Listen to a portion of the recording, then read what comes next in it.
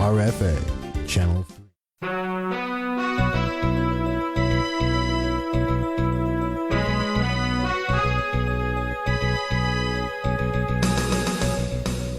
You're listening to Radio Free Asia.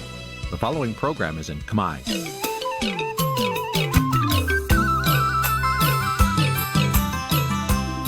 Nǐ chi càm bi tiệp xáy vệt chiu a zì sáy.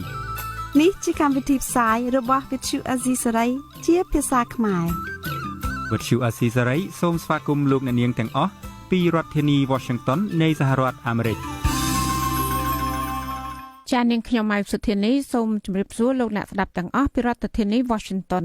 ខ្ញុំបាទមុងណារ៉េតសូមជម្រាបសួរលោកអ្នកនាងជាទីគោរពរាប់អានចា៎យើងខ្ញុំសូមជូនកម្មវិធីផ្សាយសម្រាប់ព្រឹកថ្ងៃពុធ13រោចខែស្រាបឆ្នាំវកអត្តស័កពុទ្ធសករាជ2560ហើយដល់ត្រូវនឹងថ្ងៃទី31ខែសីហាគ្រិស្តសករាជ2016ជាដំបូងនេះសូមអញ្ជើញលោកអ្នកនាងស្ដាប់ព័ត៌មានប្រចាំថ្ងៃ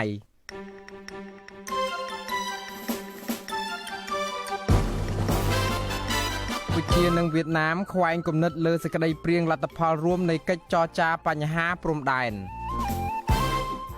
បដិជគុណបុត្របន្ទិញមកសហរដ្ឋអាមេរិកដើម្បីស្វែងរកការគាំទ្រធ្វើបុណ្យគម្រប់ខួប100ថ្ងៃលោកបណ្ឌិតកែមលីសង្គមស៊ីវិលនៅខេត្តត្បូងឃ្មុំអប់រំពលរដ្ឋតាមព្រំដែនកម្ពុជាវៀតណាមអំពីសិទ្ធិនិងការចុះឈ្មោះបោះឆ្នោតសមាជពលរដ្ឋនៅខេត្តកំពង់ឆ្នាំងស្នើសុំឲ្យអាជ្ញាធរដោះស្រាយបញ្ហាទុកកង្វល់រួមនឹងព័ត៌មានផ្សេងៗមួយចំនួនទៀត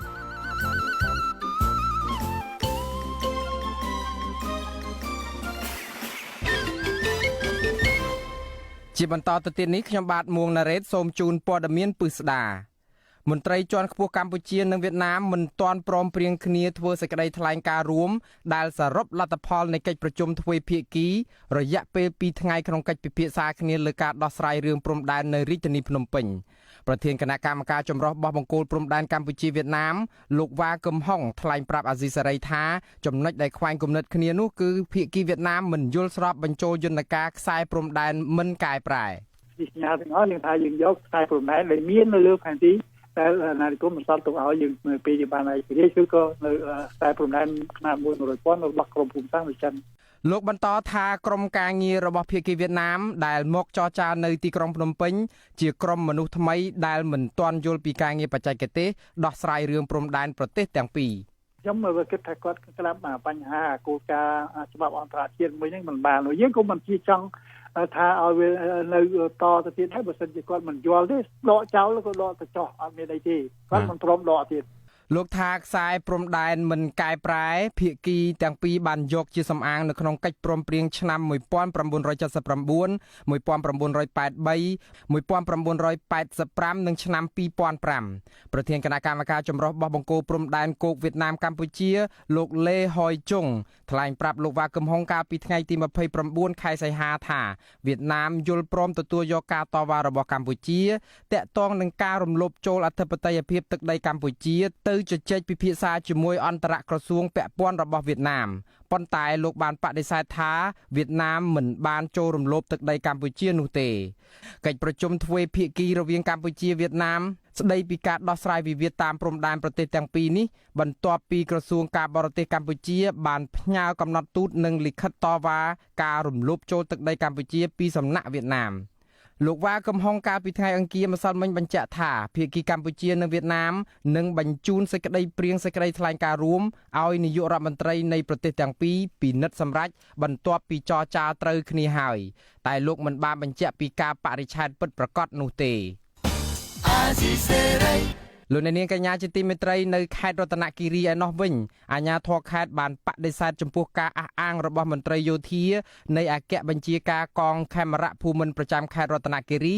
ដែលផ្ដល់ព័ត៌មានទៅក្រុមនិស្សិតក្នុងដំណើរទៅទស្សនកិច្ចសិក្សានៅតំបន់ព្រំដែនកម្ពុជាវៀតណាមថាភាគីវៀតណាមបានលុបស្រះដែលបានជីកនៅតំបន់ហាមឃាត់ទាំងនោះវិញហើយមន្ត្រីគម្រោងអភិវឌ្ឍធនធានយុវជនស្នើសុំឲ្យអាជ្ញាធរពាក់ព័ន្ធបង្កើតក្រុមផ្ដល់ព័ត៌មានត្រឹមត្រូវដល់ប្រជាពលរដ្ឋសូមស្ដាប់សេចក្តីរាយការណ៍របស់លោករដ្ឋាភិបាលអំពីរឿងនេះ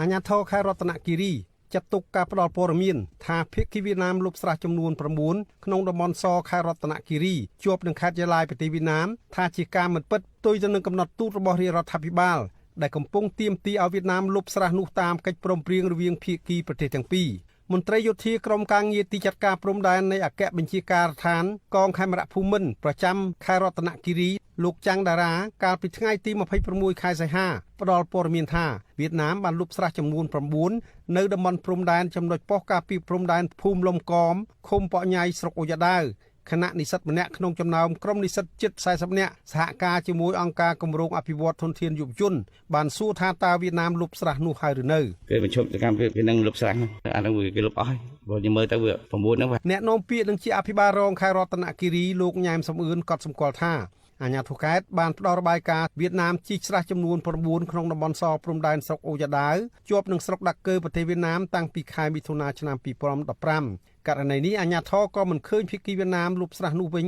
ទេបើទោះបីភាគីវៀតណាមបានព្រមព្រៀងតាមរយៈមន្ត្រីក្រសួងការបរទេសថានឹងលុបស្រះនោះវិញក៏ដោយអត់លុបទេបើសិនជាថាវៀតណាមលុបដោយខ្លួនវាគឺអត់ទេតាមពីលោកអូនោះនៅពេលទឹកភ្លៀងខ្លាំងមកនោះរហូតអាដីរបស់ដោយអីនោះទៅចាស់វាសឹងស្ទើររៀបទៅស្មើអញ្ចឹងណាឆ្លើយតបការបដិសេធនេះលោកថាំងតារាទទួលស្គាល់ថាការផ្ដល់ព័ត៌មានរបស់លោកគឺភ័ន្តច្រឡំដោយសារតែលោកទទួលព័ត៌មាននេះមិនច្បាស់លាស់មិនច្រឡំណាយើងនិយាយតាមថ្នាក់ជាតិរបស់យើងទៅក្រសួងការបរទេសកម្ពុជាកាលពីថ្ងៃទី18ខែសីហាបានផ្ញើកំណត់ទូតទៅក្រសួងការបរទេសប្រទេសវៀតណាមកំណត់ទូតថ្មីនេះទាញការចាប់អារម្មណ៍របស់ក្រសួងការបរទេសកម្ពុជាពាក់ព័ន្ធការរំលោភបំពានរបស់ភាគីវៀតណាមតាមបណ្ដោយព្រំដែនកម្ពុជាវៀតណាមរួមមានការជីកស្រះចំនួន9ការសង់អគារនិងផ្លូវបេតុងនៅចន្លោះបង្គោលព្រំដែនលេខ30ទៅដល់បង្គោលព្រំដែនលេខ40ក្នុងខេត្តរតនគិរីនិងខេត្តមណ្ឌលគិរីការធ្វើផ្លូវនៅចន្លោះបង្គោលព្រំដែនលេខ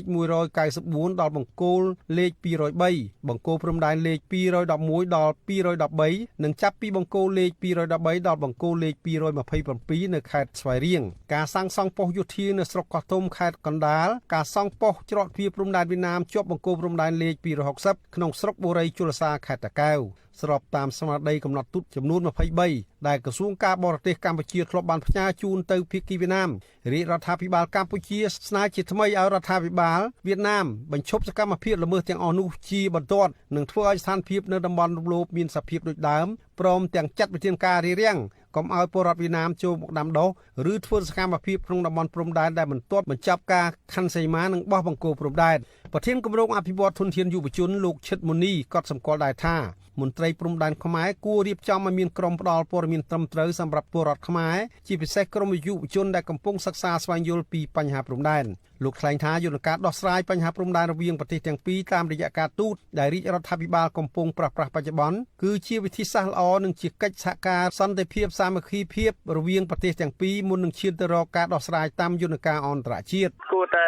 សិក្សាព័ត៌មានឲ្យច្បាស់ផ្ដល់ឲ្យប្រជាពលរដ្ឋរបស់យើងណាជាពិសេសយុវជនដែលគាត់ចង់ដឹងគាត់ស្រឡាញ់ប្រទេសជាតិចង់ស្វែងយល់រឿងព្រំដែនរឿងអីចឹងទៅដើម្បីជួយគ្នាក្នុងនាមយើងជាខ្មែរអីចឹងណាទោះបីជាយ៉ាងណាក៏ដោយក្នុងកិច្ចប្រជុំទ្វេភាគីរវាងគណៈកម្មការចម្រុះកិច្ចការព្រំដែនកម្ពុជាវៀតណាមស្ដីពីការដោះស្រាយវិវាទតាមព្រំដែនប្រទេសទាំងពីរនាទីក្រុងភ្នំពេញកាលពីថ្ងៃទី29ខែសីហាភាគីវៀតណាមយល់ព្រមទទួលយកការតវ៉ារបស់កម្ពុជាទាក់ទងនឹងការរំលោភចូលអធិបតេយ្យភាពទឹកដីកម្ពុជាទៅជជែកជាមួយអន្តរក្រសួងពាក់ព័ន្ធរបស់វៀតណាមខ្ញុំរដ្ឋាវិសាលអាស៊ីសេរីរាយការណ៍ពីខេត្តរតនគិរី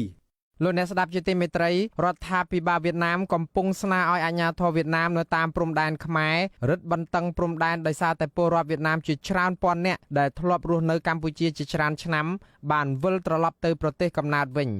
សារព័ត៌មានវៀតណាម Net ផ្សាយកាលពីម្សិលមិញថាជនជាតិវៀតណាមប្រមាណ 5000 នាក់ដែលតែងតែរស់នៅលើបឹងទន្លេសាបក្នុងប្រទេសកម្ពុជាបានទៅដល់ប្រទេសវៀតណាមដោយសារបញ្ហាជីវភាពនិងជំងឺជនជាតិវៀតណាមដែលត្រឡប់ទៅវៀតណាមវិញនោះភាគច្រើនពួកគេរស់នៅក្នុងតំបន់បឹងដាវទៀងក្នុងខេត្តតៃninh ខេត្តឡុងអាន ដុងឆាប់ដុងណៃនិងខេត្តគៀនយ៉ាងពួកគេគ្មានលិខិតស្នាមវៀតណាមអ្វីទាំងអស់នៅពេលដែលត្រឡប់ទៅប្រទេសវៀតណាមការវិលត្រឡប់របស់ពួកគេទៅកាន់ប្រទេសវៀតណាមវិញនេះគឺដោយសារតែទឹកទន្លេសាបកាន់តែស្ងួតទៅ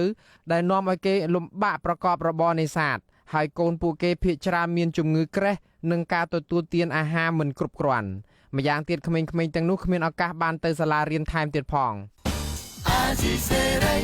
សេចក្តីជូនដំណឹងចាប់ពីថ្ងៃច័ន្ទទី5ខែកញ្ញានេះតទៅកម្មវិធីទូរទស្សន៍អាស៊ីសេរីនឹងរំកិលម៉ោងផ្សាយពីម៉ោង 8:30 នាទីទៅម៉ោង 8:35 នាទីយប់វិញ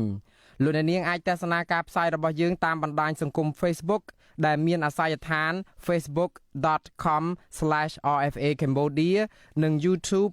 www.youtube.com/rfa khmer video ប្រសិនបើលោកអ្នកនាងខកខានមិនបានទស្សនាការផ្សាយផ្ទាល់នេះទេ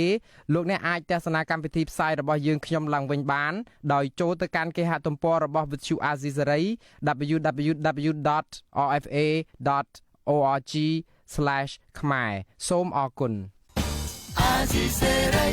លោកអ្នកនាងជាទីមេត្រីប្រដេជប្រគុណបុត្រប៊ុនតេញសមាជិកគណៈកម្មការរៀបចំបុណ្យសពលោកបណ្ឌិតកែមលី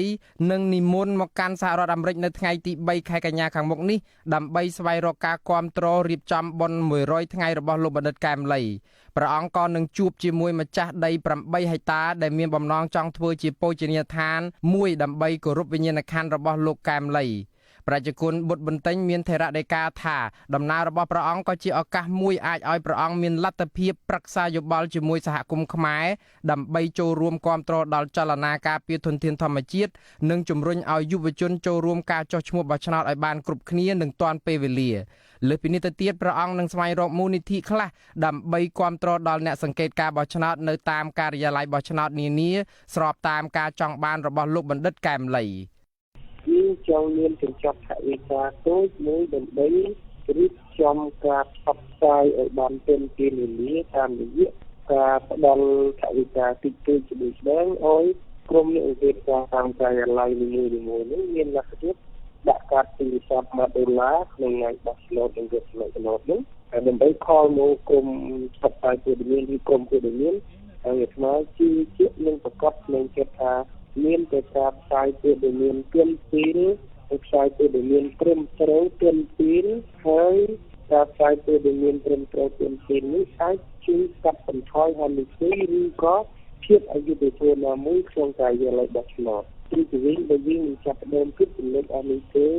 ភាពអយុត្តិធម៌នៃជាបន្តក្តីវានឹងមានទំហំកាន់តែធំបើយើងមិនធ្វើទៅតាមឲ្យច្បាស់ដូច្នេះទន្ទឹមនឹងយើងមានបេះដូងជាអ្នកកែមលីនិយមយើងត្រូវធ្វើអ្វីដែលគេចង់បានគេទៅចង់បានប្រជាពលរដ្ឋខ្មែរចូលរួមនយោបាយអេកកម្មនេះថាចូលរួមសកម្មភាពនយោបាយអេកកម្មប្រដេជប្រគុណបុត្របន្ទិញនឹងនិមន្តមកកាន់រដ្ឋកាលីហ្វ័រញ៉ាបន្ទាប់មកព្រះអង្គនឹងនិមន្តមកកាន់រដ្ឋ Maryland ក្នុងតំបន់រដ្ឋធានី Washington ខណៈគង់នៅរដ្ឋ Maryland ព្រះអង្គមានបំណងគង់នៅវត្តពុទ្ធិការាមឬហៅវត្ត Maryland មួយរយៈពេលខ្លីមុនបន្តដំណើរទៅរដ្ឋផ្សេងទៀតប្រធានគណៈកម្មការវត្ត Maryland លោកបណ្ឌិតទុនសវណ្ណស្វាគមន៍វត្តមានរបស់ប្រដេជប្រគុណបុត្របន្ទិញលោកយល់ព្រមឲ្យព្រះអង្គបុត្របន្ទិញគង់បណ្ដោះអាសន្ននៅវត្តលោកនាងជាទីមេត្រីថ្ងៃប្រហ័សទី1ខែកញ្ញាស្អែកនេះគឺជាថ្ងៃដំបូងនៃការចុះឈ្មោះសម្រាប់ការបោះឆ្នោតឃុំសង្កាត់ឆ្នាំ2017រដ្ឋាភិបាលគណៈកម្មាធិការជាតិរៀបចំការបោះឆ្នោតកោជបនិងមន្ត្រីសង្គមស៊ីវិលនានាអំពាវនាវឲ្យពលរដ្ឋដែលមានសិទ្ធិនិងគ្រប់អាយុបោះឆ្នោតទាំងអស់ត្រៀមលក្ខណៈទៅបោះឆ្នោតមន្ត្រីជាន់ខ្ពស់ផ្នែកអង្គការនៃគណៈកម្មាធិការដើម្បីការបោះឆ្នោតដោយសេរីនិងយុត្តិធម៌នៅកម្ពុជាហៅថា Confrel ដើម្បីការបោះឆ្នោតដោយសេរីនិងយុត្តិធម៌នៅកម្ពុជាហៅកាត់ថា Confrel លោកកងសាវាងបានបញ្ជាក់ថាអ្នកដែលគ្រប់អាយុ18ឆ្នាំគិតត្រឹមថ្ងៃបោះឆ្នោតឬកើតមុនថ្ងៃទី5ខែមិថុនាឆ្នាំ1999គឺអាចទៅចុះឈ្មោះបោះឆ្នោតបានអាចចុះឈ្មោះបានចំណុចសំខាន់មួយគឺអាយុអញ្ចឹងអាយុនោះយើងឃើញថាពាក់ព័ន្ធទៅនឹងថ្ងៃបោះឆ្នោតគេថាអាយុឲ្យតែដល់ថ្ងៃបោះឆ្នោតអាយុ18ឆ្នាំគឺប្រជាពលរដ្ឋយើងទៅចុះឈ្មោះបានហើយទោះបីបច្ចុប្បន្នពេលចុះនេះគ្រប់ក៏ដោយអញ្ចឹងយើងដឹងថាការចុះឈ្មោះការបោះឆ្នោតរបស់យើងគឺនៅថ្ងៃទី4ខែមិថុនាឆ្នាំ2017អញ្ចឹងមានន័យថាម៉េចមានន័យថាមានសេចក្តីណែនាំមួយកាលណាប្រជាពលរដ្ឋទាំងឡាយដែលមានអាយុកើតឆ្នាំ1999នៅថ្ងៃទី5ខែមិថុនាខែ6ហ្នឹងបាទគឺឲ្យតែកើតនៅក្នុងថ្ងៃហ្នឹងឬក៏មុនហ្នឹងមិនមែនក្រោយទេបាទមុនហ្នឹងអាចចុះឈ្មោះបានហើយ មាត្រា12ជំពូកទី3នៃច្បាប់បោះឆ្នោតបានចែងថាដើម្បីបោះឆ្នោតបានប្រជាពលរដ្ឋត្រូវតែមានឈ្មោះនៅក្នុងបញ្ជីបោះឆ្នោតនិងមានអត្តសញ្ញាណប័ណ្ណសញ្ជាតិខ្មែរហើយដើម្បីមានឈ្មោះក្នុងបញ្ជីបោះឆ្នោតប្រជាពលរដ្ឋត្រូវបំពេញលក្ខខណ្ឌមួយចំនួនដូចជាមានសញ្ជាតិខ្មែរមានអាយុ18ឆ្នាំឡើងទៅគិតដល់ថ្ងៃបោះឆ្នោតជាដើមកោជបនឹងចាប់ផ្ដើមការចុះឈ្មោះបោះឆ្នោតឃុំសង្កាត់នៅថ្ងៃទី1ខែកញ្ញារហូតដល់ថ្ងៃទី29ខែវិច្ឆិកាដែលមានរយៈពេល3ខែហើយនឹងគ្រោងបិទបញ្ជីឈ្មោះអ្នកបោះឆ្នោតនៅខែមករាឆ្នាំ2017លោកនាងកញ្ញាជាទីមេត្រីសមាគមការពារសិទ្ធិមនុស្សអាត់ហុកខេត្តត្បូងឃ្មុំចុះអប់រំប្រជាពលរដ្ឋដែលរស់នៅក្បែរព្រំដែនកម្ពុជាវៀតណាមក្នុងឃុំមួយចំនួននៅស្រុកមេមត់អំពីសិទ្ធិនិងសកម្មភាពចូលរួមការបោះឆ្នោតក្រៅពីនេះពួកគេបានពន្យល់ពីសារៈសំខាន់ក្នុងការទៅចុះឈ្មោះបោះឆ្នោតឲ្យបានគ្រប់គ្នាទើបធ្វើឲ្យប្រជាពលរដ្ឋមានសិទ្ធិចូលរួមបោះឆ្នោតបានចំណែកអាជ្ញាធរមូលដ្ឋានវិញបញ្ជាក់ថាពួកគាត់នឹងផ្សព្វផ្សាយបន្តឲ្យពលរដ្ឋបានទៅចុះឈ្មោះបោះឆ្នោតទាំងអស់គ្នាដើម្បីជ្រើសរើសមេដឹកនាំល្អនៅក្នុងសង្គមលោកសោតសុកប្រាថ្នារាយការណ៍យុទ្ធនាការអប់រំប្រជាពលរដ្ឋនៅតាមបណ្ដោយព្រំដែនកម្ពុជាវៀតណាមអំពីសិទ្ធិចូលរួមការបោះឆ្នោតគឺមានរយៈពេល2ថ្ងៃចាប់ពីថ្ងៃទី29និងថ្ងៃទី30សីហាយុទ្ធនាការនេះមានការចូលរួមពីពលរដ្ឋជាង200នាក់មកពីតាមបណ្ដាឃុំមួយចំនួននៅក្នុងស្រុកមេមត់ព្រមទាំងមន្ត្រីអាជ្ញាធរមូលដ្ឋានផងអ្នកភូមិហាក់យល់កាន់តែច្បាស់បន្ថែមទៀតអំពីសិទ្ធិសេរីភាពនិងសារៈសំខាន់នៃការចុះឈ្មោះបោះឆ្នោតថ្មីប្រជាពលរដ្ឋនៅភូមិងាវឃុំជាំស្រុកមេមត់អ្នកស្រីសឹមផុនឲ្យដឹងថាក្រោយពេលសមាគមអាត់ហុកផ្សព្វផ្សាយអំពីសិទ្ធិអ្នកបោះឆ្នោតនិងភារកិច្ចរបស់អ្នកបោះឆ្នោតត្រូវបំពេញធ្វើឲ្យពួកគាត់យល់កាន់តែច្បាស់ថាការចូលរួមបោះឆ្នោតពិតជាមានសារៈសំខាន់ពិសេសសម្រាប់ប្រជាពលរដ្ឋក្រីក្រដូចជាពួកគាត់អ្នកស្រីបន្តថាគាត់ព្រមទាំងសមាជិកក្រុមគ្រួសារនឹងទៅចុះឈ្មោះបោះឆ្នោតថ្មីដែលនឹងប្រព្រឹត្តទៅនៅថ្ងៃទី1កញ្ញាឲ្យបានគ្រប់គ្នាយល់ដូចយ៉ាងហើយម្យ៉ាងទៀតដូចថាខំតស៊ូដើម្បីក្មេងចំនួនក្រោយកូនចៅចំនួនក្រោយកុំអោយមានបាត់បង់ដូចថាទឹកដីអីយ៉ាងអោយរីកចម្រើនឡើងស្រដៀងគ្នានេះពលរដ្ឋរស់នៅតាមបណ្ដោយព្រំដែនកម្ពុជាវៀតណាមមួយរូបទៀតលោកហ៊ុនដុលឲ្យដឹងថាការចុះឈ្មោះបោះឆ្នោតគឺរឹតតែមានសារៈសំខាន់ថែមទៀតពីព្រោះអាចឲ្យពួកគាត់មានសិទ្ធិចូលរួមការបោះឆ្នោតនៅឆ្នាំ2017និង2018ដើម្បីជ្រើសរើសអ្នកដឹកនាំល្អសម្រាប់សង្គមជាតិទាំងមូលខ្ញុំសប្បាយចិត្តទទួលបានយល់ដឹងការបន្តផ្ដាល់របស់គាត់ខាងអង្គការអាត់ហុកគាត់មិនមែនអង្គការ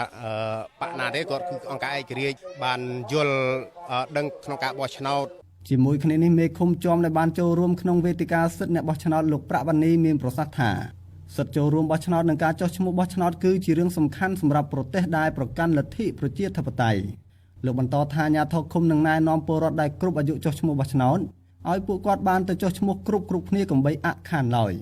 បើនិយាយពីសិទ្ធិបោះឆ្នោតហើយនឹងសិទ្ធិពលរដ្ឋដែលត្រូវជ្រើសរើសនេះវាមានសារៈសំខាន់គឺផ្ដោតទៅលើជំរើសលើថ្នាក់ដឹកនាំពីថ្នាក់មូលដ្ឋានឡើងទៅថ្នាក់ជាតិបាទអញ្ចឹងឃើញថាពលរដ្ឋម្នាក់គាត់ទន្ទឹងរង់ចាំគាត់ចង់បានអ្នកដឹកនាំល្អអ្នកដឹកនាំគិតពីផលប្រយោជន៍របស់គាត់ប្រតិទិនកំណត់ការចុះឈ្មោះបោះឆ្នោតថ្មីគឺចាប់ផ្ដើមពីថ្ងៃទី1កញ្ញាដល់ថ្ងៃទី29វិច្ឆិកាដែលមានពលរដ្ឋគ្រប់អាយុចុះឈ្មោះបោះឆ្នោតជាង9លាននាក់មន្ត្រីសម្របសម្រួលសមាគមការពារសិទ្ធិមនុស្សអាត់ហុកខេត្តត្បូងឃ្មុំលោកនាងសវ៉ាតមានប្រសាសន៍ថាការណាពលរដ្ឋយល់កាន់តែច្បាស់អំពីសិទ្ធិជាម្ចាស់ឆ្នោតគឺធ្វើឲ្យអ្នកនយោបាយមិនអាចបោកប្រាស់ពួកគាត់បានបន្ថែមពីនេះធ្វើឲ្យពលរដ្ឋកាន់តែសកម្មនៅក្នុងសកម្មភាពនយោបាយក្នុងសង្គមនិងអាចឲ្យពួកគាត់ជ្រើសរើសមេដឹកនាំល្អដែលគិតគូរប្រយោជន៍និងដោះស្រាយបញ្ហាប្រឈមរបស់អ្នកស្រុក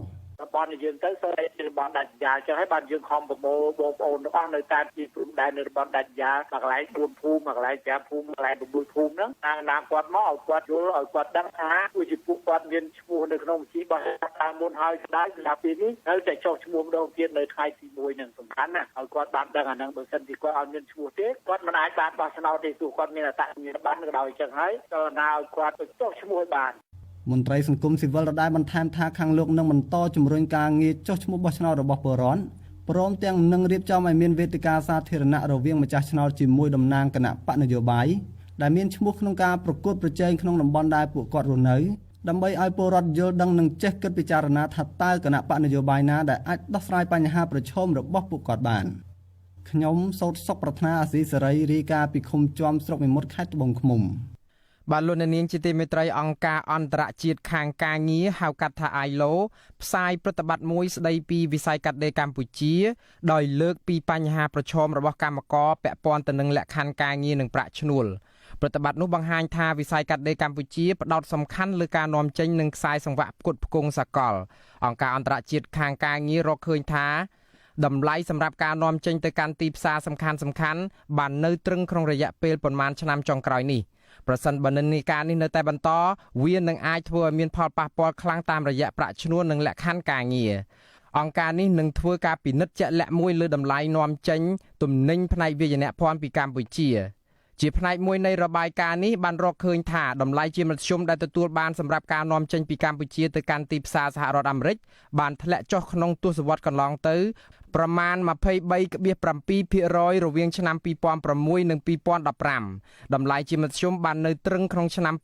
2015ប៉ុន្តែបានធ្លាក់ចុះបន្តិចទៀតនៅក្នុងត្រីមាសដំបូងនៃឆ្នាំ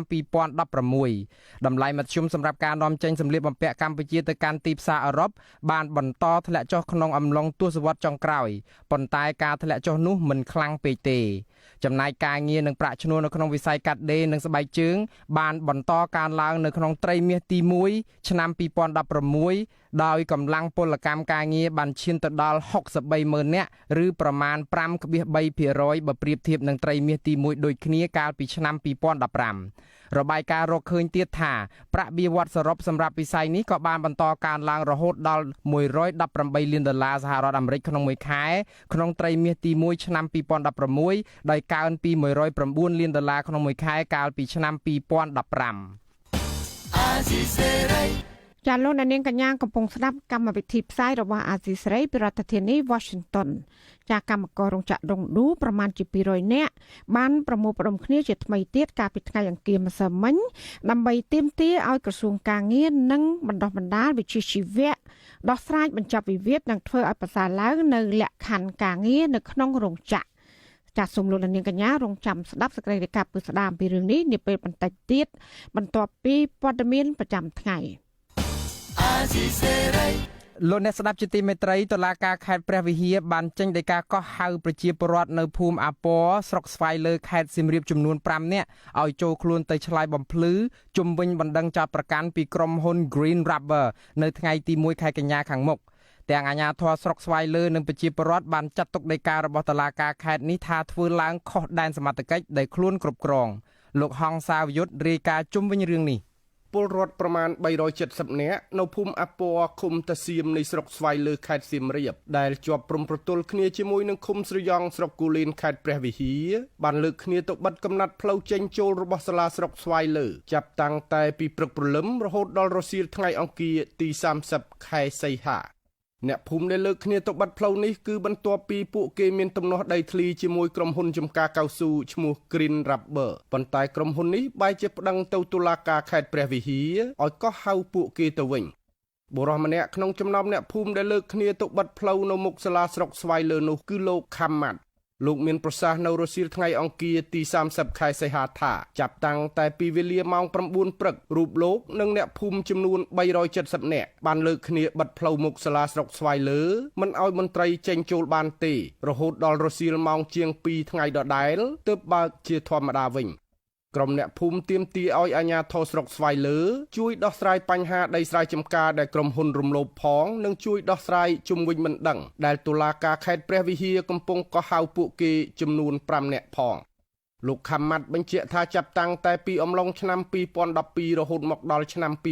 2016គឺក្រុមហ៊ុន Green Rubber តែងប្រើគ្រឿងចាក់ឈូសឆាយអាចដីមកចាក់លើស្រែរបស់ពួកគេហើយកាលពីខែកក្កដាឆ្នាំ2016គឺក្រុមអ្នកភូមិបានទៅហាមឃាត់គ្រឿងចាក់របស់ក្រុមហ៊ុននោះបែរជាក្រុមហ៊ុនប្តឹងទៅតុលាការខេត្តព្រះវិហារដោយចោទប្រកាន់ពីបទបៀតបៀនលើកម្មសិទ្ធិរបស់ក្រុមហ៊ុនទាមទារឲ្យសាលាស្រុកគាត់ហៅក្រុមហ៊ុនដើម្បីមកដំណោះស្រាយព្រោះកន្លងមកក្រុមហ៊ុនបាត់ផ្លូវចែកការចេញចូលរបស់បងប្អូនទៅស្រីទៅជាការជឿស្កាត់អីក៏ជួបការលំបាកហើយនឹងទាមទារឲ្យដកពាក្យបណ្ដឹងពីសាលាការខេត្តព្រះវិហារអាជ្ញាធរស្រុកស្វាយលើឲ្យដឹងថាកន្លងទៅក្រុមហ៊ុន Green Rubber ពិតជាបានរំលោភមកលើស្រែរបស់ប្រជាពលរដ្ឋមែនហើយអាជ្ញាធរនឹងរៀបចំមន្ត្រីឲ្យចុះទៅដោះស្រាយជាបន្ទាន់ អភិបាលស្រុកស្វាយលើលោកសេប៊ុនស៊ិនមានប្រសាសន៍ថាភូមិសាស្ត្រដែលប្រជាពលរដ្ឋរស់នៅនិងធ្វើស្រែចម្ការនោះពីមុនគឺធ្លាប់ស្ថិតក្រោមការគ្រប់គ្រងរដ្ឋបាលរបស់ខេត្តព្រះវិហារមែនប៉ុន្តែរយៈពេលជាង6ខែមកហើយក្រសួងរៀបចំដែនដីនគរូបនីយកម្មនិងសំណង់បានគូសផែនទីថ្មីដោយទឹកដីនេះបានស្ថិតក្រោមការគ្រប់គ្រងរបស់ស្រុកស្វាយលើខេត្តសៀមរាបវិញលោកអភិបាលស្រុកស្វាយលើយល់ថាតុលាការខេត្តព្រះវិហារដែលចេញដីកាកោះហៅប្រជាពលរដ្ឋខេត្តសៀមរាបទៅសាកសួរនោះគឺបានរំលោភហួសដែនដីរបស់ខ្លួនតុលាការចេញខុសត្រង់ថាគាត់កោះហៅនោះគឺឈ្មោះត្រូវហើយប៉ុន្តែខុសអាស័យដ្ឋានតាមពិតប្រជាពលរដ្ឋនោះគាត់នៅស្វាយលើឡើយទេគាត់ដល់ពេលដាក់នៅសយំខាងជើងអ្វីដែលខ្ញុំសង្កេតឃើញគឺក្រុមហ៊ុននោះក៏មានការរំលោភទៅដីជាក់ស្ដែងមកគាត់ដែរលើទៅមើលគាត់ឈូសឆាយព្រៃមករុញយកមកទុកលើដីដែលគាត់មិនក៏ផលអីមេឃុំតាសៀមលោកញែករ៉ែមក៏អះអាងប្រហាក់ប្រហែលគ្នាថាពលរដ្ឋ5រូបដែលតុលាការខេត្តព្រះវិហារក៏ហៅនោះគឺនៅក្នុងឃុំរបស់លោកហើយតំបន់ដីស្រែដែលទំនាស់ជាមួយក្រុមហ៊ុន Green Rubber ក៏នៅក្នុងផែនទីឃុំរបស់លោកប៉ុន្តែហេតុអ្វីបានជាតុលាការខេត្តព្រះវិហារក៏ហៅប្រជាពលរដ្ឋក្រៅដែនដីរបស់ខ្លួនទៅសាកសួរដូចនេះខ្ញុំហងសាវយុទ្ធអាស៊ីសេរីរាយការណ៍ពីខេត្តសៀមរាបអង្គការសង្គមស៊ីវិលនៅថ្នាក់មូលដ្ឋាននៅខេត្តចំនួន8នឹងចាប់ផ្ដើមពង្រឹងសមត្ថភាពបន្ថែមទៀតនៅក្នុងការតស៊ូមតិជាមួយស្ថាប័នរដ្ឋាភិបាលនៅថ្នាក់ក្រោមជាតិដើម្បីធ្វើឲ្យប្រសើរឡើងនូវអភិបាលកិច្ចល្អនិងការទទួលខុសត្រូវការពង្រឹងសមត្ថភាពនេះធ្វើឡើងតាមរយៈគម្រោងការពង្រឹងបណ្ដាញអង្គការសង្គមស៊ីវិលដើម្បីការអភិវឌ្ឍប្រកបដោយការចូលរួមទាំងអស់គ្នាសូមស្ដាប់សេចក្តីរាយការណ៍របស់លោកថាកត្យា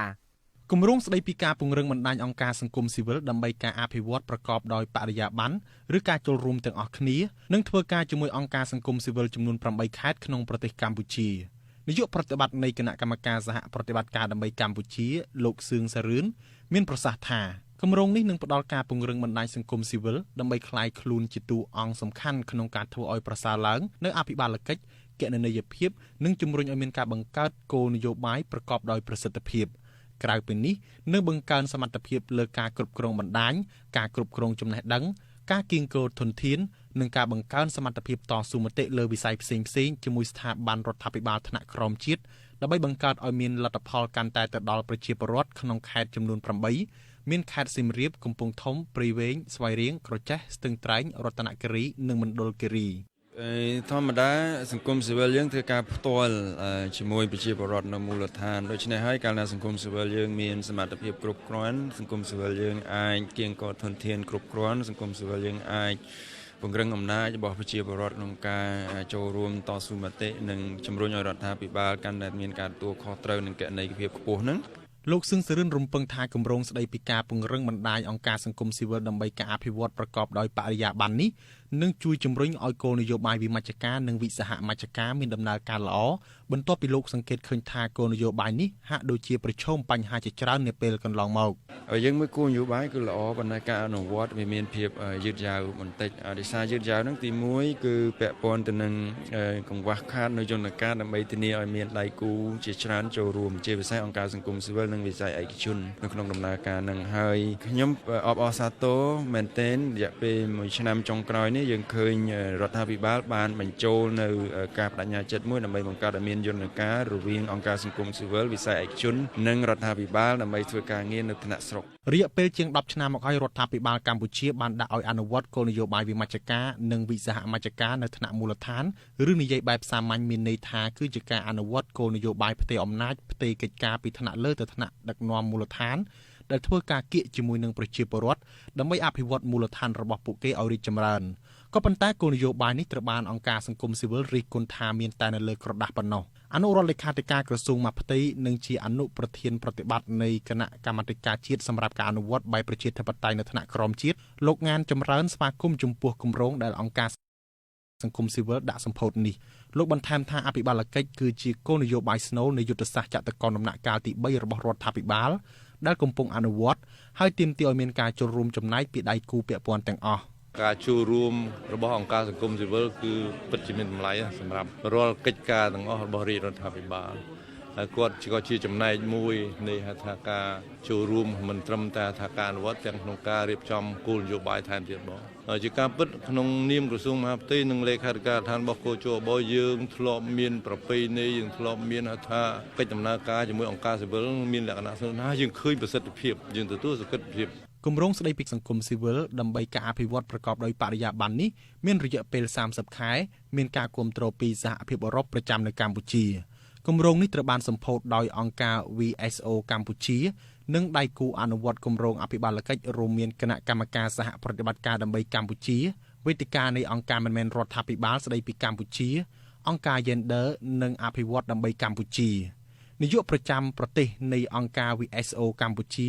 លោកខីឡូមសាវ៉លមានប្រសាសន៍ថាការពង្រឹងគណនេយ្យភាពគឺមានតម្រូវការយ៉ាងខ្លាំងដើម្បីការពារនិងបើកចំហឱកាសដល់អង្គការសង្គមស៊ីវិលក្នុងការគាំទ្រដល់សកម្មភាពដែលនាំមុខដោយប្រជាពលរដ្ឋខ្ញុំថាកត្យាអាស៊ីសេរីភ្នំពេញលោកនាងជាទីមេត្រីនៅឯខេត្តកំពង់ឆ្នាំងឯណោះវិញប្រជាពលរដ្ឋនៅឃុំអញ្ចាញរូងស្រុកបរិបូរបានបើកសមាជប្រជាជនលើកទី2ក្នុងមូលដ្ឋានរបស់ខ្លួនដើម្បីជំរុញឲ្យអាជ្ញាធរជួយដោះស្រាយបញ្ហានិងទុក្ខកង្វល់របស់អ្នកភូមិអាជ្ញាធរនិងអង្គការក្រៅរដ្ឋាភិបាលដែលធ្វើការលើកកម្ពស់ការយល់ដឹងរបស់សហគមន៍គាំទ្រសមាជប្រជាជនដែលរៀបចំឡើងដោយបណ្ដាញភ្នំគុកស្រុកបរិបូរលោកចិនចេថារាយការណ៍ព័ត៌មាននេះពលរដ្ឋប្រមាណ400នាក់មកពីភូមិ4នៃឃុំអញ្ចាញរូងបានលើកពីបញ្ហាដីធ្លីបញ្ហាគ្រូបង្រៀននិងបញ្ហាការផ្ដល់សេវាសាធារណៈនៅចំពោះមុខមេឃុំអភិបាលស្រុកនិងមន្ត្រីជំនាញពាក់ព័ន្ធដើម្បីឆ្លើយតបតម្រូវការពលរដ្ឋនិងដោះស្រាយបញ្ហាសមាជដែលធ្វើឡើងនៅសាលាឃុំអញ្ចាញរូងនាព្រឹកថ្ងៃទី30ខែសីហាឆ្នាំ2016មានពលរដ្ឋខ្លះរិះគន់មន្ត្រីនគរបាលនិងគ្រូបង្រៀននៅក្នុងឃុំរបស់ខ្លួនពលរដ្ឋម្នាក់មកពីភូមិដំរីកូនលោកសាវណ្ណៈថ្លែងបែបឆ្ងល់តាក់ទងនឹងករណីគ្រោះថ្នាក់ចរាចរណ៍មួយរវាងគោយន្តនិងម៉ូតូដោយម៉ូតូជិះជ្រុលទៅបុកគោយន្តហើយដាក់កំហុសទៅលើម្ចាស់គោយន្តលោកថាករណីនេះភាគីទាំងពីរបានសម្រុះសម្រួលគ្នាចប់ហើយប៉ុន្តែមន្ត្រីនគរបាលបែរជាចោទថាភាគីគោយន្តជាអ្នកខុសដោយសំអាងថាគោយន្តត្រូវបានហាមឃាត់មិនឲ្យបើកបរលើថ្នល់ចាប់ពីម៉ោង 6 ល្ងាចលោកបញ្ជាក់ថាពលរដ្ឋគ្រប់រូបមិនទាន់ទទួលបានសេចក្តីណែនាំឬច្បាប់មិនឲ្យគោយន្តបើកបរលើថ្នល់នៅពេលយប់នៅឡើយទេដែលទាមទារឲ្យអាជ្ញាធរផ្សព្វផ្សាយលោកសាវណ្ណៈក៏បានលើកឡើងពីរឿងរ៉ាវមួយទៀតគឺគ្រូលក់នំនៅក្នុងថ្នាក់ហើយគ្រូខ្លះមិនសូវបង្រៀនសិស្សដោយយកពេលច្រើនទៅលក់នំឬចងអង្រឹងដេកក្នុងបរិវេណសាលាជាដើមជួនកាលគាត់មានតាមនៃមុខចឹងទៅគាត់អត់ព្រមឲ្យសិស្សចែកមកទេចាំដល់ពេលមកអានេះគាត់ឲ្យសិស្សចែកឆ្លើយតបនឹងការលើកឡើងរបស់ពលរដ្ឋនេះអភិបាលស្រុកបរិបូរលោកខួនសាវរំថាមិនទាន់មានច្បាប់ណាមួយហាមឃាត់មិនឲ្យគោយន្តបើកបរនៅពេលយប់នោះទេប៉ុន្តែម្ចាស់គោយន្តត្រូវបង្កើនការប្រុងប្រយ័ត្នចំពោះការបើកបរហើយគិតពីសុវត្ថិភាពអ្នកដទៃដោយត្រូវបំពាក់ចំណាំងផ្លាតពេលយប់ចំពោះបញ្ហាគ្រូបង្រៀនវិញលោកថានឹងហៅគ្រូទៅណែនាំរួចដោះស្រាយបញ្ហាទាំងនេះលោកខួនសាវរំសម្ដែងការសប្បាយចិត្តចំពោះវេទិកាឬសមាជប្រជាជននេះព្រោះលោកបានស្វែងយល់ពីបញ្ហាពលរដ្ឋដើម្បីអាចដោះស្រាយភ្លាមនិងបញ្ហាខ្លះត្រូវដោះស្រាយជាបន្តបន្ទាប់កង្វល់របស់គាត់ដូចជាមិនអីប្រឈមមកខាងខ្លះដែលយើងពិបាកដោះស្រាយទេបាទយើងនឹងពេញចិត្តដោះស្រាយជូនគាត់ណាតំណាងពលរដ្ឋនិងជាសមាជិកបណ្ដាញភ្នំគុកលោកស្រីពេញអាតថ្លែងថាក្រុមតំណាងសហគមន៍បានផ្ដួចផ្ដើមសមាជប្រជាជននេះឡើងដោយមានការគាំទ្រពីសង្គមស៊ីវិលនិងពលរដ្ឋក្នុងឃុំភាគច្រើនសមាជដូចគ្នានេះនឹងធ្វើនៅឃុំត្រពាំងច័ន្ទនៅថ្ងៃទី31ខែសីហាទៀតបន្ទាប់ពីធ្វើនៅឃុំពេជ្រចង្វាកាលពីថ្ងៃទី29ខែសីហានិងនៅឃុំអញ្ចាញរូងនៅថ្ងៃទី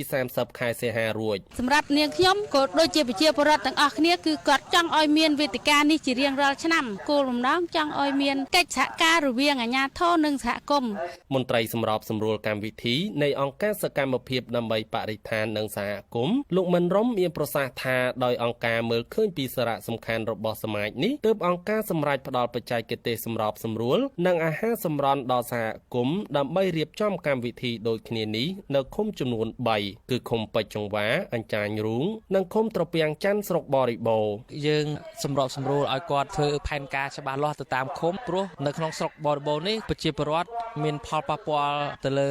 ការបាត់បង់ធនធានធម្មជាតិនិងរងផលប៉ះពាល់ពីការធ្វើប្រព័ន្ធធារាសាស្ត្រតំណាងពលរដ្ឋនិងសមាជិកបណ្ដាញភ្នំគុកស្រុកបរិបូរឲ្យដឹងថាសមាជប្រជាជនបានធ្វើឡើងជាលើកដំបូងក្នុងឆ្នាំ2013នៅឃុំចំនួន4គឺឃុំក្រាំងស្គៀស្រុកទឹកផុស ឃុំពេជ្រចង្វាឃុំអញ្ចាញរូងនិងឃុំត្រពាំងច័ន្ទស្រុកបរិបូរដោយមានអាជ្ញាធរនិងមន្ត្រីជំនាញចូលរួមដោះស្រាយដូចគ្នានេះដែរគោលបំណងសំខាន់នៃសមាជលើកក្រោយគឺចង់ដឹងថាតើអាជ្ញាធរបានដោះស្រាយបញ្ហាឬទុក្ខកង្វល់របស់ពលរដ្ឋបានកម្រិតណាហើយបណ្ដាញសហគមន៍ថាតាមរយៈសមាជឆ្នាំ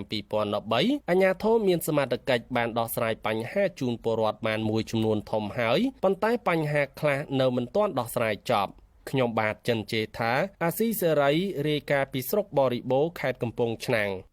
បាទលោកអ្នកនាងជាទីមេត្រីថ្នាក់ដឹកនាំស្ថាប័នពាក់ព័ន្ធខេត្តប្រស័យអនុចង់ឃើញអ្នកសារព័ត៌មានឆ្លងកាត់វគ្គបណ្ដុះបណ្ដាលឬឆ្លងកាត់សាលាបង្រៀនផ្នែកយកព័ត៌មាននិងសរសេរព័ត៌មានឲ្យមានវិជ្ជាជីវៈនិងផ្សព្វផ្សាយព័ត៌មានពិតឈានដល់ការរួមចំណែកអភិវឌ្ឍសង្គមជាតិឲ្យរីកចម្រើនលោកដែនអយុធ្យារាយការណ៍រឿងនេះ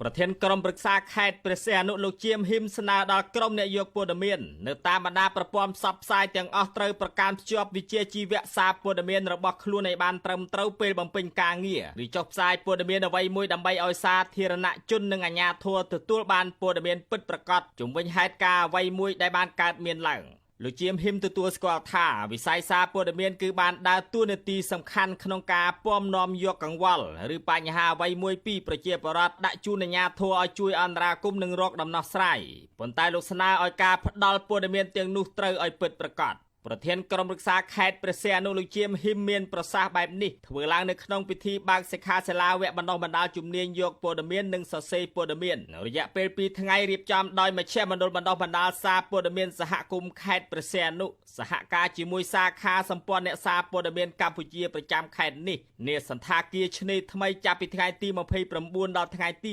30ខែសីហា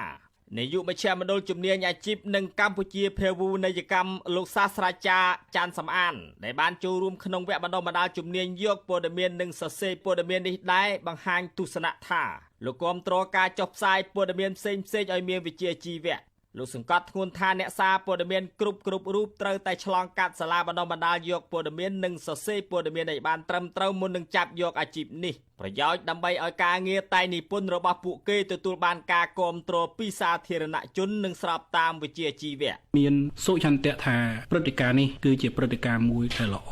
ដែលអាចជួយឲ្យសង្គមរបស់កម្ពុជាយើងមានលទ្ធិប្រជាធិបតេយ្យពិតប្រាកដនៅក្នុងការយកព័ត៌មានដើម្បីបម្រើដល់ប្រជាជនដែលរស់នៅក្នុងប្រទេសកម្ពុជាយើងនេះផងដែរលោកមឿនឈានរិទ្ធទីប្រឹក្សាមជ្ឈមណ្ឌលបណ្ដុះបណ្ដាលសារព័ត៌មានសហគមន៍និងជានាយកវិទ្យាស្ថានកម្ពុជាសម្រាប់ការសិក្សាផ្នែកសារព័ត៌មានដែលជាអ្នកផ្ដួចផ្ដើមបង្កើតឲ្យមានវគ្គបណ្ដុះបណ្ដាលជំនាញសរសេរនិងយកព័ត៌មាននេះលោកបានឲ្យដឹងថាវគ្គសិក្សានេះមានគោលដៅចង់ឲ្យអ្នកចាប់យកអាជីពជាអ្នកកាសែតទាំងអស់ឲ្យចេះជំនាញសរសេរព័ត៌មានឲ្យបានត្រឹមត្រូវឈានដល់ពំនាំដំណឹងពិតប្រាកដជូនសាធារណជន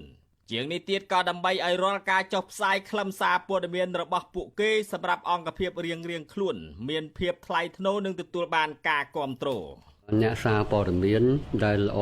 គឺគាត់មានអាជីពច្បាស់លាស់មានជំនាញក្នុងការរាយការណ៍ព័ត៌មានផលិតព័ត៌មានច្បាស់លាស់ប៉ុន្តែទន្ទឹមនឹងនោះក៏យើងចង់ឲ្យមានអ្នកផ្ដល់ព័ត៌មាននៅតាមស្ថាប័នទាំងអង្គការក្រៅរដ្ឋាភិបាលក្រសួងមន្ទីរក្រុមហ៊ុននានាឲ្យគាត់ចេះរាយការណ៍ព័ត៌មានឲ្យបានល្អដល់អ្នកសារព័ត៌មានផងដែរទន្ទឹមគ្នានឹងច្បាប់ស្តីពីសិទ្ធិទទួលព័ត៌មានដែលនឹងត្រូវអនុម័តនៅពេលឆាប់ៗនេះបញ្ហានេះដែរប្រធានសាខាសម្ព័ន្ធអ្នកសារព័ត៌មានកម្ពុជាប្រចាំខេត្តព្រះសីហនុលោកឈុនសរមដែលបានសហការបង្កើតវគ្គជំនាញសរសេរព័ត៌មាននិងយកព័ត៌មានទើបបាត់បញ្ចប់នៅថ្ងៃទី30ខែសីហារំពឹងថាក្រោយពីអ្នកកាសែតនៅតាមស្ថាប័នមួយចំនួនឆ្លងកាត់វគ្គសិក្សាជំនាញសរសេរនិងយកព័ត៌មានពេលនេះអាចនឹងជំរុញឲ្យការតែងនិពន្ធអត្ថបទព័ត៌មានរបស់ពួកគេមានភាពប្រសើរនាថ្ងៃខាងមុខការបណ្ដុះបណ្ដាលការរៀនទៅមុខគឺជាការល្អបំផុតដើម្បីឲ្យមានការចូលរួមក្នុងការអភិវឌ្ឍប្រទេសជាតិលុះត្រាតែយើងមានចំណេះដឹងមានការយល់ដឹងអំពីអ្វីដែលជាប្លែកនៅលើឆាកអន្តរជាតិហើយមួយទៀតយើងពិសេសនឹងយើងពង្រឹងលើក្រមសីលធម៌របស់អ្នកសារព័ត៌មានដើម្បីលើកកម្ពស់នឹងតម្លៃរបស់អ្នកសារព័ត៌មានចំណែកប្រធានមន្ត្រីព័ត៌មានខេត្តព្រះសីហនុលោកអោសរឿន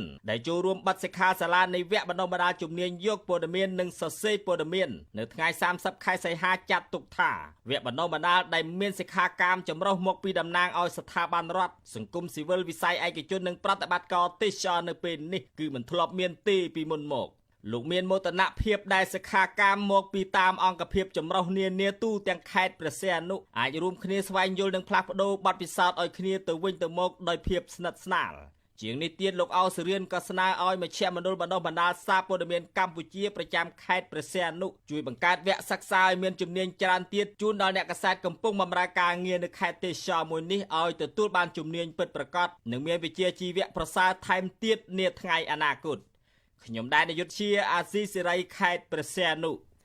បាទក្រសួងការបរទេសកម្ពុជាបញ្ជូនមន្ត្រីទូតដើម្បីជួបពិភាក្សាជាមួយអាជ្ញាធរឥណ្ឌូនេស៊ីដែលបានចាប់កប៉ាល់នេសាទថៃ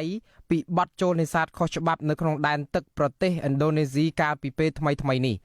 មន្ត្រីអ្នកនាំពាក្យក្រសួងការបរទេសកម្ពុជាលោកជុំសុនធារីបញ្ជាក់ប្រាប់អាស៊ីសេរីថាការចោទអង្កេតនេះដោយសារតែមានសេចក្តីរាយការណ៍មកថាកប៉ាល់នេសាទដែលម្ចាស់ជាជនជាតិថៃអាចមានជនជាតិខ្មែរមួយចំនួនផងនៅពេលដែលចាក់កប៉ាល់មកថៃចូលទៅនេសាទខុសច្បាប់នៅក្នុងដែនទឹករបស់ឥណ្ឌូនេស៊ីនៅលើកប៉ាល់ហ្នឹងគឺខាងអាជ្ញាធរឥណ្ឌូនេស៊ីគេរកឃើញថាមានពលករបរទេសមួយចំនួននៅលើកប៉ាល់ហ្នឹងក្នុងនោះមានចំនួន18នាក់ត្រូវបានគេសង្ស័យថាជាពលករកម្ពុជាដូច្នេះគឺបានជាអាដាមទេស្លំទៅណែនាំឲ្យស្ថានទូតចាត់កម្លាំងចុះទៅស្ទាត់ដល់ទីនោះដើម្បីយើងទៅពិនិត្យមើលជាក់ស្ដែងហើយដើម្បីយើងដោះស្រាយបេសកកម្មនេះរួមមានការចុះពិនិត្យជាក់ស្ដែងអំពីស្ថានភាពនិងសុខភាពពលករខ្មែរដែលរងគ្រោះដោយសារការជួញដូរមនុស្សព្រមទាំងសហការជាមួយអង្គការអន្តរជាតិទេសន្តប្រវេសន៍ IOM នៅក្រុងហ្សាកាតាប្រសិនបើមានប្រជាពលរដ្ឋខ្មែរនៅលើទូកនេសាទនោះពិតមែនលោកអ្នកនាងជាទីមេត្រីសមត្ថកិច្ចខេត្តកោះកុងបានចាប់ខ្លួនជនជាតិចិននិងចិនតៃវ៉ាន់សរុបចំនួន64នាក់ដោយចោទប្រកាន់ពួកគេថាបានពាក់ព័ន្ធទៅនឹងអំពើឆបោកតាមប្រព័ន្ធអ៊ីនធឺណិតប្រធានផ្នែកស៊ើបអង្កេតនិងអនុវត្តនីតិវិធីនៃអគ្គនាយកដ្ឋានអន្តរប្រវេសន៍ក្រសួងមហាផ្ទៃលោកអុកហៃសេឡាបានប្រាប់ទីភ្នាក់ងារសារព័ត៌មាន AP ថាក្នុងចំណោមជនសង្ស័យទាំង64នាក់នោះមាន12នាក់ជាជនជាតិចិនតៃវ៉ាន់ពួកគេត្រូវបានឃាត់ខ្លួននៅផ្ទះជួលមួយនៅរាជធានីភ្នំពេញអាជ្ញាធរបានចោទប្រកាន់ពួកគេថាបានឆបោកជនរងគ្រោះជាជនជាតិចិនដូចគ្នាតាមរយៈទូរស័ព្ទដោយប្រើប្រាស់ប្រព័ន្ធអ៊ីនធឺណិតសមត្ថកិច្ចគ្រោងនឹងចាត់បញ្ជូនជនសង្ស័យទាំងនោះទៅប្រទេសចិនវិញក្រោយពីការសាកសួររួចកាលពីខែមិថុនាកន្លងទៅរដ្ឋាភិបាលចិនតៃវ៉ាន់បានតវ៉ានឹងរដ្ឋាភិបាលកម្ពុជាម្ដងរួចហើយបន្ទាប់ពីកម្ពុជាចាប់បញ្ជូនជនជាតិចិនតៃវ៉ាន់25នាក់ទៅប្រទេសចិនបើទោះបីជារដ្ឋធម្មនុញ្ញចិនតៃវ៉ាន់បញ្ជាក់ថាកោះតៃវ៉ាន់ជាចិនតែមួយក៏ដោយក៏ប៉ុន្តែរដ្ឋាភិបាលតៃវ៉ាន់ដឹកនាំដោយរដ្ឋាភិបាលឯករាជ្យហើយមិនទទួលស្គាល់ការអាងរបស់ប្រទេសចិនដែលថាមានសមត្ថកិច្ចមកលើខ្លួននោះឡើយមន្ត្រីសិទ្ធិមនុស្សនិងអាជ្ញាធរចិនតៃវ៉ាន់អះអាងថាការចាប់បញ្ជូនជនជាតិតៃវ៉ាន់ទៅចិនវិញបង្ហាញថាចិនមានឥទ្ធិពលយ៉ាងខ្លាំងគ្របដណ្ដប់លើកម្ពុជាតាមរយៈជំនួយនិងវិនិយោគទុនលោកអ្នកនាងទើបបានស្ដាប់ព័ត៌មានប្រចាំថ្ងៃរបស់វិទ្យុអាស៊ីសេរីពីរដ្ឋធានី Washington សហរដ្ឋអាមេរិកសូមលោកអ្នកនាងរងចាំស្ដាប់សេចក្តីរាយការណ៍ផ្សេងៗនៃកម្មវិធីផ្សាយរបស់យើងនាពេលបន្តិចទៀតនេះ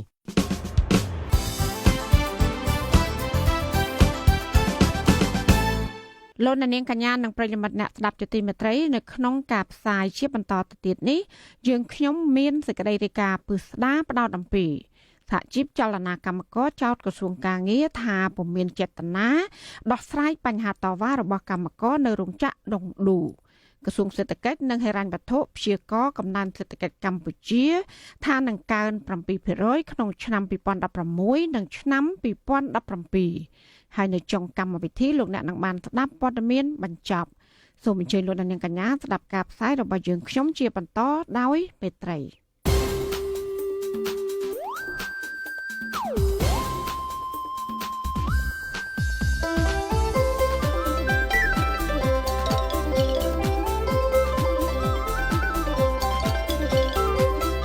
សេចក្តីរាយការណ៍ពិស្ដារ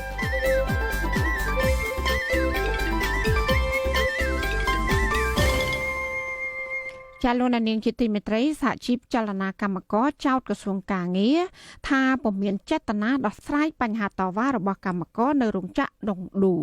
ចាក្រុមកម្មករប្រកាសចំហថាបើទោះបីជាក្រសួងការងារមិនចង់ទទួលខុសត្រូវដោះស្រាយវិវាទកម្មករនិងរោងចក្រនោះក៏ដោយពួកគេនៅតែបន្តស្វែងរកយុត្តិធម៌ទៅស្ថាប័នរដ្ឋមួយចំនួនទៀតចាសូមអញ្ជើញស្ដាប់សេចក្តីរាយការណ៍ពីស្ដាមពីរឿងនេះរបស់លោកមុំមលីរត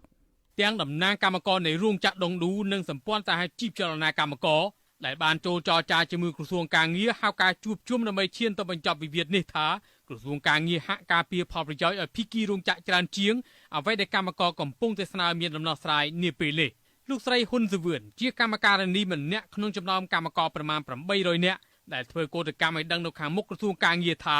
មូលហេតុដែលពួកគាត់ឡើងមកតវ៉ានេះគឺស្នើឲ្យក្រសួងការងារជួយអន្តរាគមន៍ដើម្បីបញ្ចប់វិវាទដែលបានអូសបន្លាយជិត1ខែទៅហើយនេះតែនៅតែពុំមានដំណោះស្រាយលោកស្រីបន្តថាភាគីក្រុមហ៊ុនមិនត្រឹមតែពុំចេញមុខបញ្ចប់វិវាទទេផ្ទុយទៅវិញថែមទាំងព្យាយាមប្រើប្រាស់កម្លាំងសមត្ថកិច្ចបង្ក្រាបប្រឆាំងទៅលើកម្មករថែមទៀតផងពួកខ្ញុំតវ៉ាដំបូងបំផុតគឺតវ៉ាពួកខាងក្រុមហ៊ុនហ្នឹងដកមនុស្សឲ្យលោកពូដកមនុស្សឲ្យដល់ខែដល់អាណត្តិដកចេញដល់ខែដល់អាណត្តិដកចេញអត់មានប្រាប់មុនទេដល់ពេលនោះការដកហ្នឹងអត់មានប្រកាសមីក្រូហៅអីត្រូវនេះកេះប្រាប់ហ្មងលួចប្រាប់តិចតិចឲ្យយើងទៅដល់អត់ដឹងខ្លួនអញ្ចឹងណាអត់ដឹងខ្លួនទេអត់ដឹងខ្លួនថាគេត្រូវបញ្ឈប់ទេដល់ពេលទៅបើកលុយទៅអីអញ្ចឹងទៅទោះបីយើងភ្លេចអីវ៉ៃអីវ៉ាន់នៅកន្លែងដេហ្នឹងក៏គេអត់ឲ្យយើងចូលយកដែរគេក្រៀកយើងចេញដូចអ្នកទោសអញ្ចឹងដូចលួចអីអញ្ចឹងកោតកម្មដែលកម្មកររោងចក្រដងឌូតវ៉ាតាំងពីថ្ងៃទី1សីហាកន្លងទៅនេះមានហេតុផល3ចំណុចដែលកម្មករទាមទារក្នុងនោះគឺស្នើឲ្យរោងចក្រគោរពម៉ោងការងារដោយប្រឆាំងដាច់ខាតមិនឲ្យដូរម៉ោងសម្រាក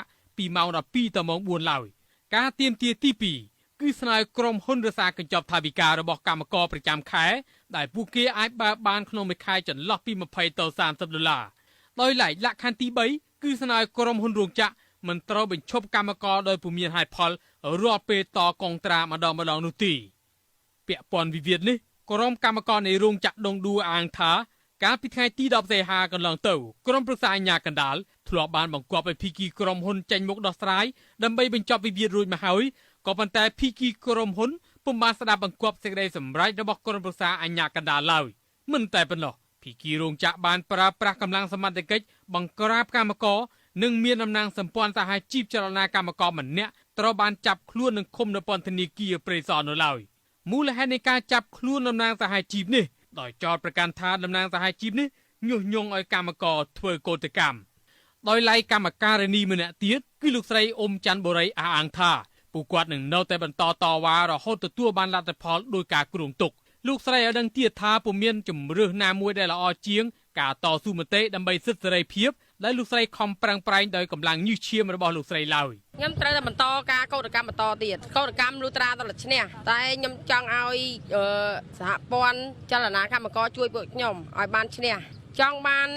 លក្ខខណ្ឌឲ្យពួកខ្ញុំចូលធ្វើការវិញទាំងអស់គ្នាហើយចង់បានលុយកញ្ចប់ដូចដើមហើយនឹងថ្ងៃសៅរ៍សូមឲ្យចេញម៉ោង 2:10 កន្លះហើយនឹងម៉ោង 4 ក៏មានឡានជិះទៀតគិតមកដល់ពេលនេះកោតកម្មនៅក្នុងរោងចក្រដងឌូដែលផលិតសម្លៀកបំពាក់ស្ថិតនៅក្នុងភូមិទឹកថ្លាសង្កាត់ពងទឹកខណ្ឌដង្កោនេះបានអូសបន្លាយអស់ប្រមាណ1ខែមកហើយក្រុមកម្មការចោទប្រកាន់ថាប្រធានរដ្ឋបាលនៃរោងចក្រដងឌូគឺលោកតាំងមេងស្រស់ព្យាយាមប្រើប្រាស់បទបញ្ជាផ្ទៃក្នុងរោងចក្រធ្វើបាបកម្មករអាស៊ីសេរីពុំអាចសុំការឆ្លើយតបបានភ្លាមៗទេពីលោកតាំងមេងស្រស់នាយករដ្ឋបាលនៃរោងចក្រដងឌូជុំវិញការចោទប្រកាន់ពីកម្មករនេះដោយឡែកមន្ត្រីនាំពាក្យក្រសួងការងារលោកហេងសួរក៏ពុំអាចសុំការអធិប្បាយបានដែរនៅថ្ងៃទី30សីហាក៏ប៉ុន្តែនៅក្នុងកិច្ចប្រជុំត្រីភាគីនៅក្រសួងការងារកាលពីព្រឹកថ្ងៃទី30សីហាវិញមន្ត្រីដែលជាតំណាងឲ្យក្រសួងការងារបានអះអាងថានឹងពិនិត្យលើសំណើនេះតាមលទ្ធភាពស្របពេលនៃការធ្វើកោតកម្មនេះក្រុមកម្មការិនីផ្សេងទៀតអះអាងថាមានកម្លាំងសមត្ថកិច្ចជាច្រើនត្រូវបានរោងចក្រជួលមកដើម្បីបង្ក្រាបកម្មករបន្ថែមពីលើនេះទៀតកម្លាំងសមត្ថកិច្ចដែលត្រូវជួលមកដើម្បីការពាររោងចក្រនេះក្រៅពីប្រើអំពើហិង្សាហើយបានប្រើប្រាស់ពាក្យពេចន៍មិនគួរសមជាច្រើនថែមទៀតផងលើពីនេះទៀតក្នុងពេលកម្មករធ្វើកោតកម្មភាគីរោងចក្របន្តរើសកម្មករផ្សេងទៀតជំនួសឲ្យកម្មករដែលធ្វើកោតកម្មនិងដឹកសម្លៀកបំពាក់ដែលផលិតបានចេញជាបន្តបន្ទាប់ឡងធ្វើកោតកម្មហ្នឹងគាត់ជួលប៉ូលីសPMប៉ូលីសមកវាយកម្មករប្រមាថកាត់ជន់កម្មករថារោងចក្រនឹងបិទទៅបើថារោងចក្រដងឌូនឹងបិទកម្មករស្រីទាំងអស់ធ្វើស្រីខូចធ្វើប្រមាថពួកខ្ញុំអញ្ចឹងពួកខ្ញុំរបាយការណ៍ដែលចេញផ្សាយដោយអង្គការអន្តរជាតិខាងការងារហៅកាត់ថា ILO រកឃើញថាចំនួនការងារនៅក្នុងវិស័យកាត់ដេរនិងស្បែកជើងបានបន្តកើនឡើងនៅក្នុងត្រីមាសទី1ឆ្នាំ2016ដោយឈានទៅដល់63,000នាក់ឬប្រមាណ 5.3% បើធៀបនឹងត្រីមាសទី1ដូចគ្នាកាលពីឆ្នាំ2015របាយការណ៍រកឃើញទៀតថាប្រាក់បៀវត្សសរុបសម្រាប់វិស័យនេះក៏បានកើនឡើងរហូតដល់$118 លានសហរដ្ឋអាមេរិកក្នុងមួយខែក្នុងត្រីមាសទី1ឆ្នាំ2016ដោយកើនពី$109 លានក្នុងមួយខែកាលពីឆ្នាំ2015 ជុំវិញវិវាទនេះមន្ត្រីសម្ព័ន្ធសហជីពចលនាកម្មករលោកព្រំប៊ុនថនដែលបានចូលរួមចរចាកាលពីព្រឹកថ្ងៃទី30សីហាយល់ឃើញថាខាងក្រសួងកាងារពុំមានចេតនាចង់ដោះស្រាយវិវាទនេះទេលោកបន្តថាបើផ្អែកលើការពិភាក្សាក្រសួងកាងារព្យាយាមដាក់បន្ទុកលើសហជីពដែលចាត់ទុកថាបើរកឃើញសហជីពណាមួយពុំបានចុះបញ្ជីការជាមួយរោងចក្រទេនោះពុំមានសិទ្ធិលូកដៃរកដំណោះស្រាយក្នុងវិវាទនេះបានឡើយខាងគណៈកម្មការកកបគេអញ្ជើញយើងឲ្យទៅចូលស្ដាប់គេសូត្រអង្គហេតុឲ្យយើងស្ដាប់មិនមែនចរចាទេមិនមែនចរចាគឺមានថាគណៈកម្មការកកបហ្នឹងគេទៅរកនីតិវិធីយ៉ាងម៉េចដើម្បីឲ្យมันច្រកចេញទទួលយកបានទាំងអស់គ្នាតែនេះផ្ទុយទៅវិញយើងឃើញថាលោកជំទាវ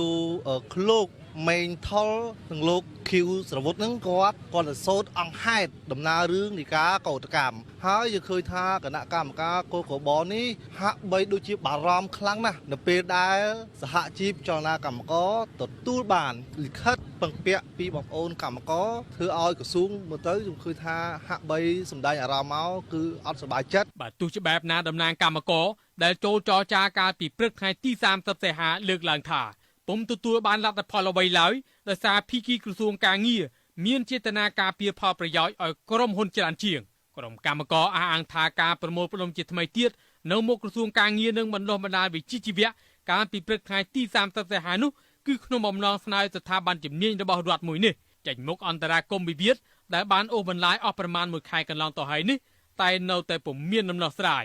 ខ្ញុំម៉មនីរតអាស៊ីសេរីភ្នំពេញ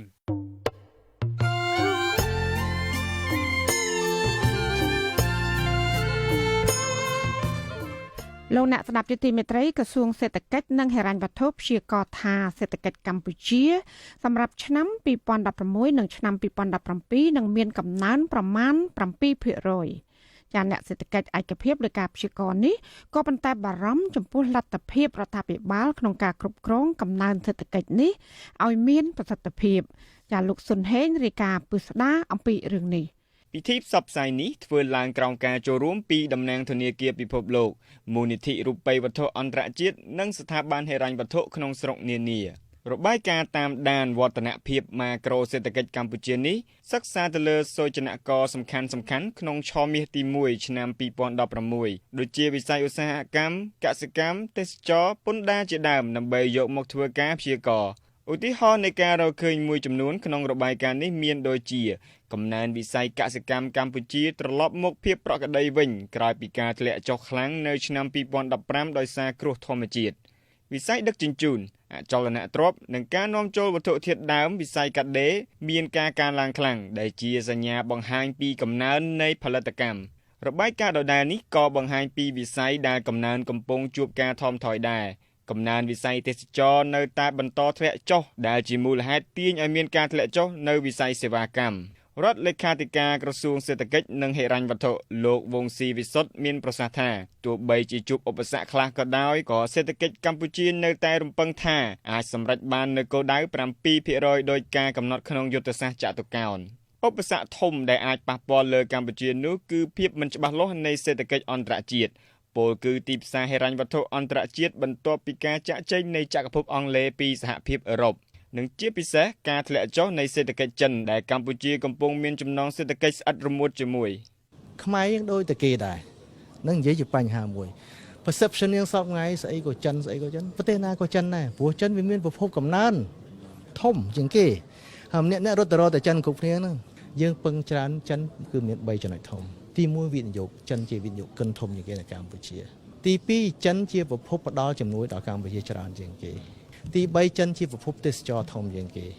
ប្រធានសមាគមសេដ្ឋកិច្ចកម្ពុជាលោកច័ន្ទសុផលឯកភាពទៅលើការព្យាករណ៍របស់ក្រសួងសេដ្ឋកិច្ចនិងហិរញ្ញវត្ថុនេះលោកថារបាយការណ៍នេះពឹងផ្អែកលើស្ថិតិដែលអាចជឿទុកចិត្តបាន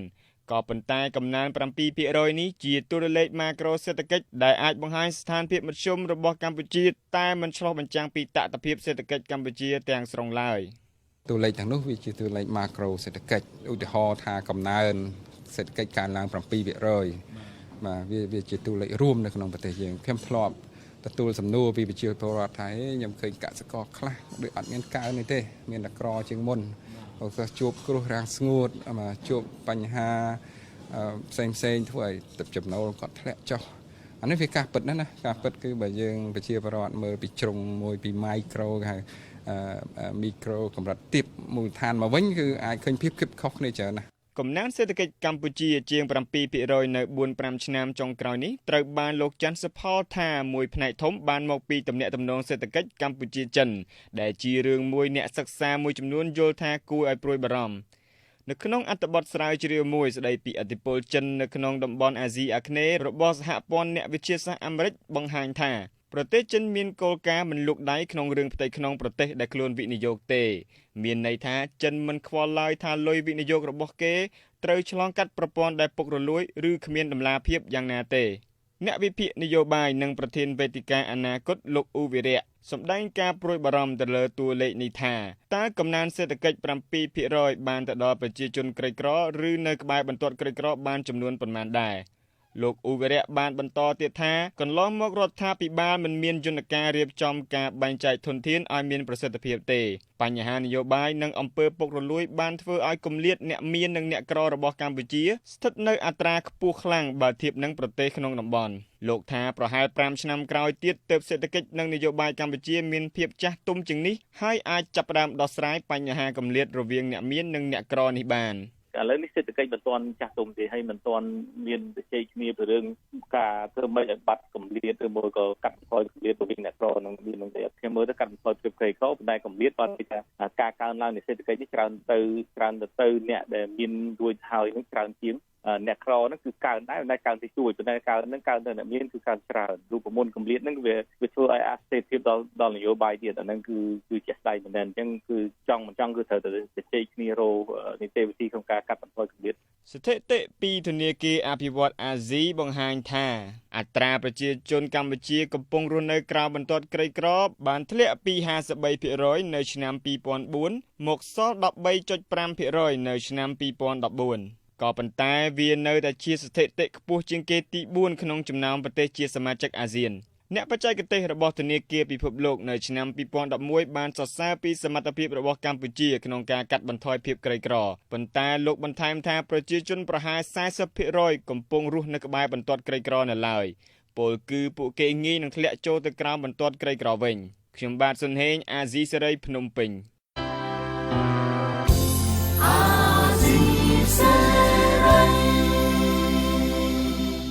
ជាបន្តទៅទៀតនេះខ្ញុំបាទមួងណារ៉េតសូមជូនព័ត៌មានបញ្ចប់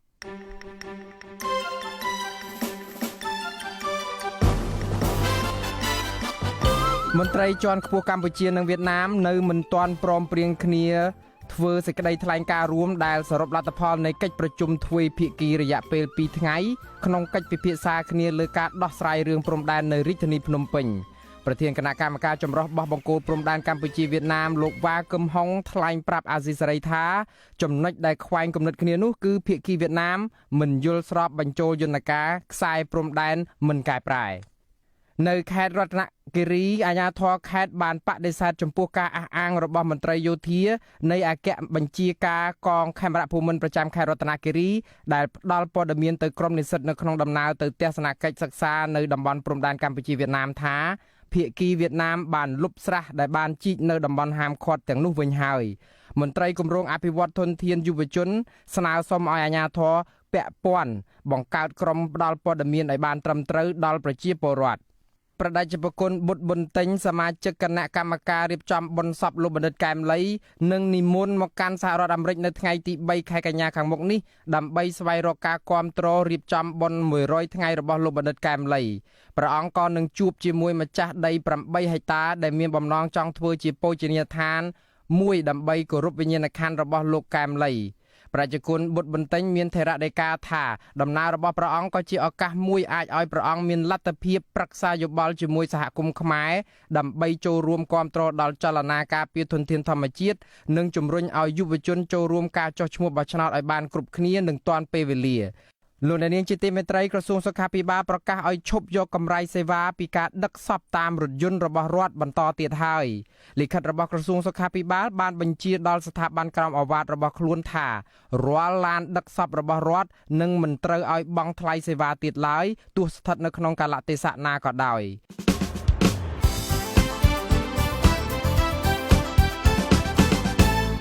ច ចាលោកនាងកញ្ញានិងប្រិយមិត្តអ្នកស្ដាប់ជាទីមេត្រីកម្មវិធីផ្សាយនៃអាស៊ីសេរីជាភាសាខ្មែរសម្រាប់ពេលនេះចាប់តែត្រឹមនេះយើងខ្ញុំទាំងអស់គ្នាសូមជូនពរលោកនាងនិងក្រុមគ្រួសារឲ្យជួបប្រកបតែនឹងសេចក្តីសុខសេចក្តីចម្រើនជានិរន្តរ៍ចានាងខ្ញុំម៉ៃសុធានីនិងលោកមួងណារ៉េតព្រមទាំងក្រុមការងារទាំងអស់របស់អាស៊ីសេរីសូមអរគុណនិងសូមជម្រាបលាបាទសូមជម្រាបលា